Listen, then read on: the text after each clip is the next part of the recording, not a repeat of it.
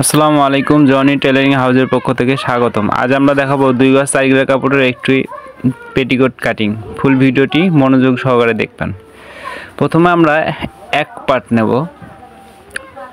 এক পার্টে আমরা এখানে ডাবল ভাঁজে 6 ইঞ্চি কাপড় বের করছি আর কি। এক পার্টে ডাবল ভাঁজ করে 6 ইঞ্চি, বেলটা আমাদের 3 ইঞ্চি হবে। প্রথমে আমাদের বেলটা কাটিং করতে হবে, তারপর এক্সট্রা জয়েন্টের জন্য যেহেতু মোটা কমর মোটা, এই জন্য আমরা আবার 3 ইঞ্চি আরেকটা পার্ট কেটে নিয়েছি। সিঙ্গেল পার্ট 3 ইঞ্চি কেটে নিয়েছি। এটা শুধু এক পার্টেই কাটবেন আপনারা। এরপর আমরা যে অবশিষ্ট কাপড়টা থাকবে সেটা আমরা ডাবল ভাঁজ করে নিয়েছি, মানে 2 ভাঁজ করার পর 4 ভাঁজ করে নিয়েছি। তারপর আমরা লংটা মেপে দেখছি যে 36.5 ইঞ্চি আমাদের লং আছে। এখন আমরা সাইড থেকে ফিতের কাপড়টা বের করব।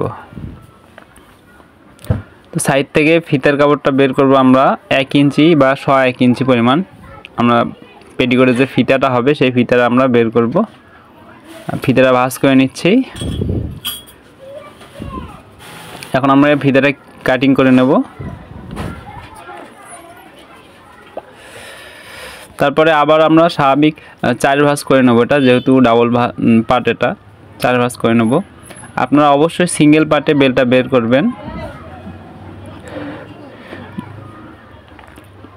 4 ভাঁজ করে নেওয়ার পর যেহেতু আমাদের কমর হচ্ছে 38 ইঞ্চি, আপনারা 40, 42, 36 ইঞ্চি কমর যেটাই হোক আর কি, আপনারা 8টা ভাগ করবেন। 8টা ভাগ করার ক্ষেত্রে অবশ্যই যদি 5 ইঞ্চি দেন তাহলে আপনাদের 40 ইঞ্চি সেলাই যাবে, আপনাদের 4 ইঞ্চি, তাহলে 36 ইঞ্চি টিকবে। সেই হিসাবে আপনারা বের করবেন। আমরা এখানে 38 ইঞ্চি জন্য আমরা 5.25 দিচ্ছি। যদি 42 ইঞ্চি হয় অবশ্যই 5.5 দিতে হবে, আর 40 ইঞ্চি হলে অবশ্যই আপনাদের 5.5 দিতে হবে, 42 ইঞ্চি হলে আপনাদের 6 ইঞ্চি দিতে হবে। এই জিনিসগুলো খেয়াল করে আপনারা পেটিকোটের মেজারমেন্টটা বের করবেন। এখন আমরা 5.25 থেকে সোজা মার্জিন করে দিচ্ছি। তারপর আমরা দাড়ি দিয়ে দিচ্ছি বা মেজারমেন্ট করে নিচ্ছি। এখন আমরা এটা কাটিং করব। আবার বলছি, যদি আপনাদের 36 ইঞ্চি কমর হয় তাহলে 5 ইঞ্চি কাটবেন, আর 38 ইঞ্চি কমর হলে 5.25 ইঞ্চি, 40 ইঞ্চি কমর হলে 5.5, আর যদি 42 ইঞ্চি কমর হয় তাহলে অবশ্যই 6 ইঞ্চি কাটবেন। তাহলে একুরেটভাবে আপনাদের বডির মেজারমেন্টগুলো বের হয়ে আসবে। আর ভিডিওটি শেষ পর্যন্ত দেখবেন। যদি ভালো লাগে অবশ্যই একটা লাইক করবেন, কমেন্ট করবেন, আর শেয়ার করতে ভুলবেন না। আর যদি অলরেডি শেয়ার করে থাকেন তাহলে অসংখ্য ধন্যবাদ। আর নিচটা আমরা রাউন্ড করে কেটে নিলাম। এখন আমরা সেলাই দেখাবো। আসলে আমরা কীভাবে সেলাই করবো সেটা আপনাদের দেখাবো। সেলাইয়ের ভিডিওটি মন দিয়ে দেখবেন। আর কোনো জায়গায় কোনো সমস্যা হলে বা বুঝতে যদি সমস্যা হয় অবশ্যই আমাদের কমেন্ট করে জানাবেন। আর ফেসবুক পেজ থেকে দেখলে অবশ্যই পেজটি আমাদের ফলো করে দিয়ে সাথে থাকবেন। প্রথমে আমরা ডাবল পার্ট, যেহেতু আমরা এটা 6/7 পেটিকোট বলি, তো ডাবল পার্ট যেটা আছে আমাদের 2টা ডাবল পার্ট থাকে। এই ডাবল পার্টের একটা পার্ট আমরা নেব। আর খেয়াল রাখতে হবে বাঁকা যে পার্টটা আছে, বাঁকা পার্টের সাথে বাঁকা পার্টটা জয়েন করতে হবে। সোজা পার্টটা না, বাঁকা পার্টের সাথে বাঁকা পার্টটা জয়েন করতে হবে। তো আমরা বাঁকা পার্টের সাথে এখন বাঁকা পার্টটা জয়েন করে নেব। ভিডিওটি মন দিয়ে দেখবেন। আর যদি নতুনদের জন্য গুরুত্বপূর্ণ একটি ভিডিওটি মনোযোগ সহকারে দেখবেন। প্রথমে বাঁকা পার্টটা জয়েন করে নিচ্ছি বাঁকা পার্টের সাথে। আর অবশ্যই খেয়াল রাখতে হবে ছোটো পার্টগুলো ছোটো পার্টের সাথেই জয়েন হবে, যেহেতু কমরটা ছোট। এটা খেয়াল করে রাখবেন আর কি, খেয়াল করে দেখবেন। তারপরে এই সাইডে আমরা সেম বাঁকা পার্টটা নিয়ে কাপড়টা আমরা উল্টায় নেব, এটাও খেয়াল রাখবেন। যদি উল্টায় না নেন তাহলে উল্টা ভাব হয়ে যাবে।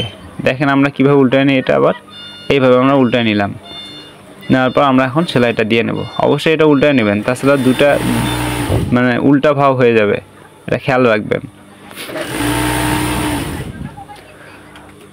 আমার সাইডটা আবার সেলাই করে নিচ্ছি। আমাদের সেলাই শেষ হলে আমরা এখন ডাবল সেলাইটা করে নেব, ডাবল ভাঁজের সেলাইটা করে নেব। আমার যেহেতু পুরো ভিডিওটা আপনাদের দিচ্ছি না, মানে শর্টকাটে বুঝিয়ে দিচ্ছি আপনাদের, ভিডিওটি মন দিয়ে দেখবেন। এখন আমরা নিচটা দেখলাম যে আসলে ছোটো বড় আছে কিনা। এখন আমরা দ্বিতীয় পার্টটাও সেলাই করে নিছি, জয়েন করব। তো আমরা প্লাকেট একটা হয়, প্লাকেট সিস্টেমটা আপনারা অন্য একটা ভিডিওতে আপনাদের দেখাই দেবো যে আসলে কীভাবে প্লাকেটটা লাগাবেন বা জয়েনটা কীভাবে করবেন। আমরা এখানে নর্মাল একটা নতুনদের জন্য নর্মালভাবে জয়েন করে দেখাচ্ছি। আমরা সাইডটা সেলাই করে নিচ্ছি। এই সাইডটা সেলাই করা হলে ওই সাইডে সিস্টেমটা আমরা দেখে দিচ্ছি। আমরা 4.5 ইঞ্চি পরিমাণ বাদ দিয়ে নেব, এখানে 4.5 ইঞ্চি বাদ দিয়ে নেব ফাড়ার জন্য। পেটিকোটে যে একটু ফাড়া থাকে আপনারা জানেন, 4.5 ইঞ্চি বাদ দিয়ে আমরা সাইডটা সেলাই করে নেব।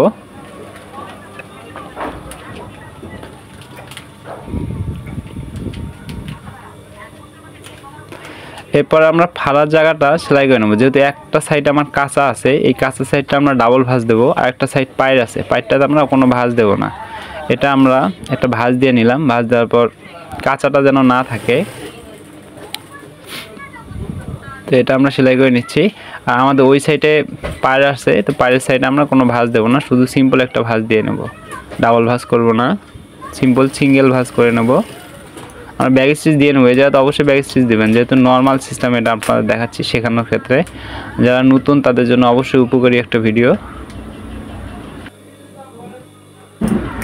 এরপর আমরা নিচটা সমান করে কাটিং করে নেব। একটু ছোট বড় থাকে অনেক সময়, এটা খেয়াল করে আমাদের নিচটা সমান করে কাটিং করে নিতে হবে।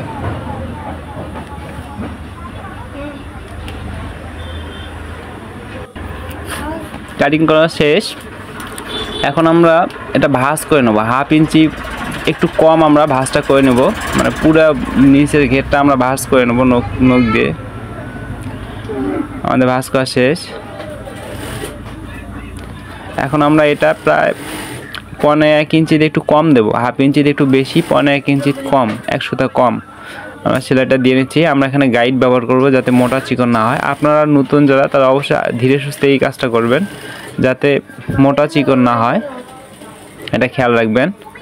এখানে কামিজের মতো চিকন সেলাই দিলে আসলে ভালো লাগবে না, একটু মোটা সেলাই দিতে হবে। তো আমাদের উপরে টপ সিনটা দেওয়া শেষ হলে আবার নিচে আমরা মুখে একটা টপ সিন দেবো। এটা আপনারা দেখাচ্ছি কিভাবে দেবেন। যেহেতু সেলাইটা আমরা কেটে নেই, এখান থেকে আমরা মুখে টপ সিনটা দিয়ে নিচ্ছি। আমাদের নিচের হেম করা শেষ। এখন আমরা বেলটা জয়েন করে আপনাদের দেখাবো, মনোযোগ দিয়ে দেখবেন আসলে বেলটা আমরা কিভাবে জয়েন করি। এটা একটা পেটিকোটের বেলটাই সবচেয়ে গুরুত্বপূর্ণ। প্রথমে ফাড়ার থেকে আমরা বেলটা জয়েন করব। আর কমরটা আমরা মেপে নেব, আসলে 38 ইঞ্চি কমর আমাদের আছে কিনা এটা আমরা মেপে নেব। আছে 19 ইঞ্চি, 19 × 38, ঠিক আছে আমাদের 38 ইঞ্চি আপনারা দেখতে পাচ্ছেন। তো এখন আমরা বেলটাতে শুরুতে ডাবল পার্ট যে বেলটা সেটাতে আমরা 3 ইঞ্চি এই পার্টটা যেটা কেটে নিয়েছিলাম এটা প্রথমে একটা জয়েন করে নেব। এটা খেয়াল রাখবেন যেহেতু কাপড়ের বহর আমাদের 33-34 ইঞ্চি, এই জন্য আমাদের 38 ইঞ্চিতে জোড়া দিতে হবে অবশ্যই।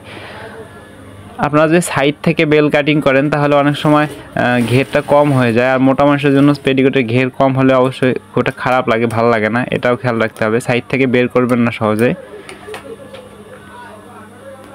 এখন আমরা দুই সাইডে জয়েন করার পর আমরা মেপে দেখব এটা আসলে এটা ঠিক আছে কিনা, যে আমাদের কোমরের সাথে মেজারমেন্টটা ঠিক আছে কিনা দেখব।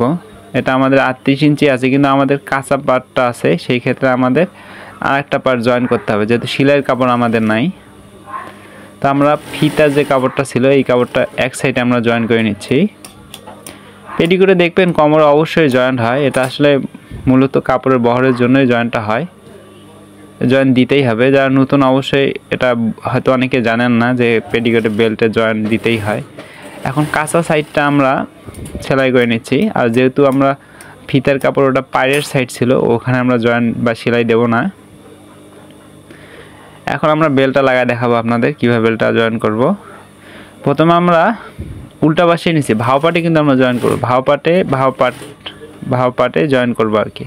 প্রথমে ব্যাক স্টিচ দিয়ে নিলাম, আর এই সেলাইটা আমরা 1/2 ইঞ্চিতে একটু কম ধরবো, আর 1/2 ইঞ্চিও ধরতে পারেন আপনারা। 1/2 ইঞ্চিতে একটু কম ধরার চেষ্টাটা করবেন, সমানভাবে আমরা মিলে গেছে যেহেতু বেলটা। ব্যাক স্টিচ দেওয়ার পর এখন আমরা সাইডটা আমরা আবার নখ মেরে নেব বা ভেঙে নেব। এটা ভেঙে নেব আমরা 2 সুতা পরিমাণ আমরা বেলটা ভেঙে নেব। এখানে একটা গুরুত্বপূর্ণ জিনিস, যেহেতু আমরা এটা উল্টা পাশে বেলটা লাগাচ্ছি, এটা খেয়াল রাখবেন আমাদের জয়েন্ট থেকে 1 সুতা পরিমাণ নিচের বেলটা একটু লং থাকবে বা বাড়তি থাকবে, 1 সুতা পরিমাণ বাড়তি থাকবে, এটা খেয়াল রাখতে হবে যাতে উপরের সেলাইটা নিচের সেলাই বরাবর পড়ে, এটা আপনাদের খেয়াল রাখতে হবে। আমরা যেহেতু মুখে সেলাই দিচ্ছি আমরা দেখে নেব নিচ পাশে যাতে উপরের থেকে বেলটা 1 সুতা পরিমাণ বেশি থাকে, এটা আপনাদের খেয়াল রাখতে হবে। যাতে কাঁচা বের না হয়। একটা চাপ সেলাই দেবো একটা সৌন্দর্যের জন্য। 1 ফিট একটা চাপ সেলাই দেবো, আমাদের গাইড ধরে আমরা 1 ফিট একটা চাপ সেলাই দেবো। আবারও বলছি, ভিডিওটি যদি ভালো লাগে অবশ্যই লাইক কমেন্ট শেয়ার করবেন, আর আমাদের ইউটিউব চ্যানেলটি সাবস্ক্রাইব করে দিয়ে আমাদের সাথে থাকবেন, আর ফেসবুক পেজ থেকে দেখলে অবশ্যই আমাদের ফলো দিয়ে সাথে থাকবেন। ধন্যবাদ, সুস্থ থাকবেন, ভালো থাকবেন। আশা করি ভিডিওটি আপনাদের জন্য অনেক উপকারী।